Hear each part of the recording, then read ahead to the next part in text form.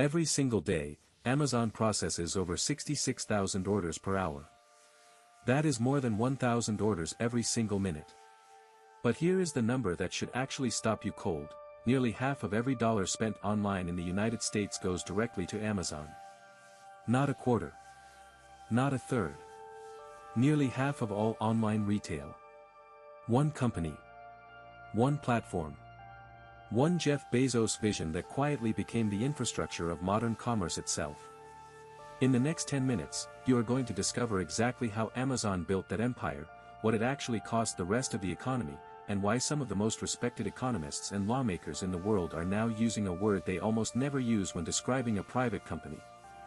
That word is dangerous. We will look at the sellers who built their businesses on Amazon only to be crushed by it. We will look at the workers inside the warehouses. And we will get to the one strategy Amazon uses that is completely legal, borderline brilliant, and arguably the most ruthless competitive move in modern business history. Amazon started in 1994 as an online bookstore operating out of Jeff Bezos's garage in Bellevue, Washington. The idea was simple: books were a perfect first product for internet retail because they were standardized, easy to ship, and available in enormous variety.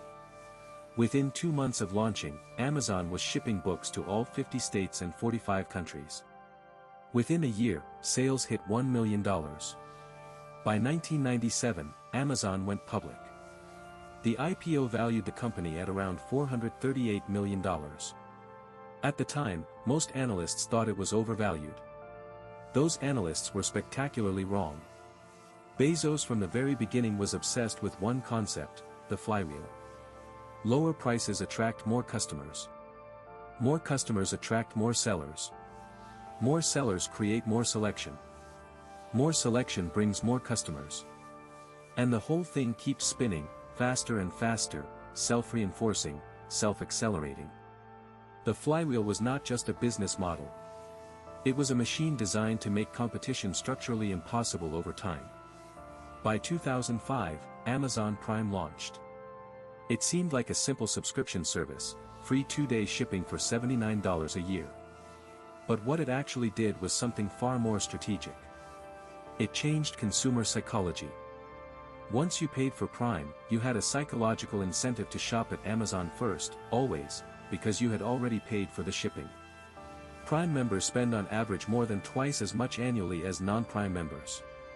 Today there are over 200 million Prime subscribers worldwide. That is not a customer base. That is a captive economy.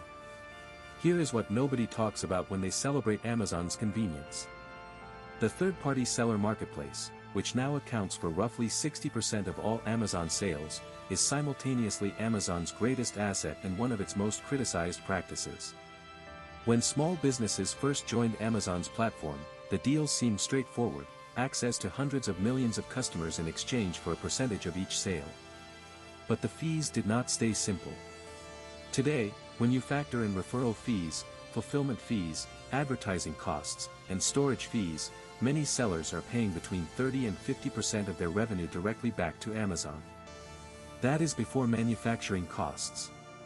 That is before taxes. For many sellers, the margin left over is almost nothing. But the fee structure is only part of the problem. Amazon has access to an extraordinary amount of data. It knows which products are selling, at what price, at what volume, and in which markets. And it has used that data to create its own competing private label products under brands like Amazon Basics, Solomo, and Pinzone.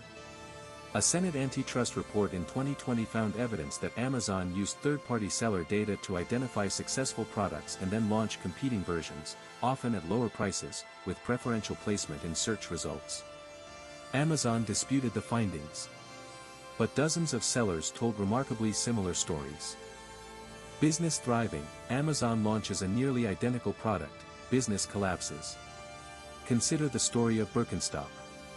The iconic German sandal brand pulled all of its products from Amazon in 2016, citing rampant counterfeiting and Amazon's unwillingness to remove fake products.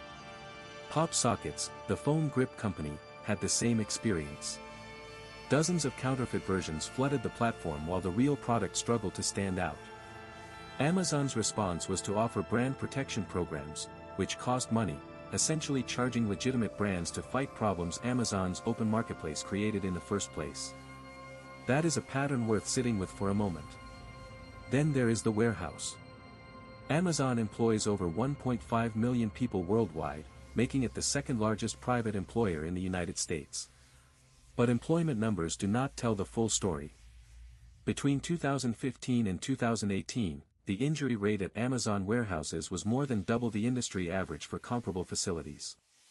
Workers described productivity quotas so aggressive that some were afraid to take bathroom breaks. Amazon's own internal documents, reported by Vice and The Atlantic, showed the company tracked what it called time off task down to the second, and workers could face termination for falling below productivity benchmarks. The company has invested heavily in robotics and automation, not primarily to reduce human workload, but to increase human pace to match machine efficiency. In 2018, Amazon raised its minimum wage to $15 an hour, which was genuinely significant and ahead of most competitors. But the same year, it eliminated monthly bonuses and stock options for warehouse workers, benefits that had often made up a meaningful portion of total compensation. The net financial impact for many workers was far less positive than the headline wage increase suggested. Here is the deeper issue that economists keep circling back to. Amazon is not just a retailer. It is a shipping company. It is a cloud computing company. AWS generates around 70% of Amazon's total operating profit despite being only a fraction of its revenue. It is a logistics company, an advertising platform, a streaming service, a pharmacy, a grocery chain, and a device manufacturer. This matters because when Amazon enters a new market, it does not enter the way a normal competitor does. It enters with the ability to run that new business at a loss, subsidized by profits from its other divisions, until it achieves dominance. That is not a business strategy that any startup or traditional retailer can match. This cross-subsidization effect is exactly what regulators are struggling with.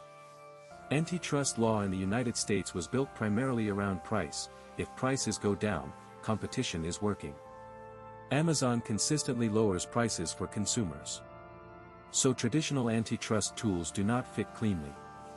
But a growing school of legal and economic thought, associated with scholars like Lina Khan, who now chairs the Federal Trade Commission, argues that predatory pricing and market consolidation cause long-term harm even when short-term prices fall. In 2023, the FTC filed a landmark antitrust lawsuit against Amazon, alleging it illegally maintains monopoly power over online retail. That case is still working through the courts, and its outcome could reshape American commerce in ways we cannot fully predict yet. The irony at the heart of all of this is real.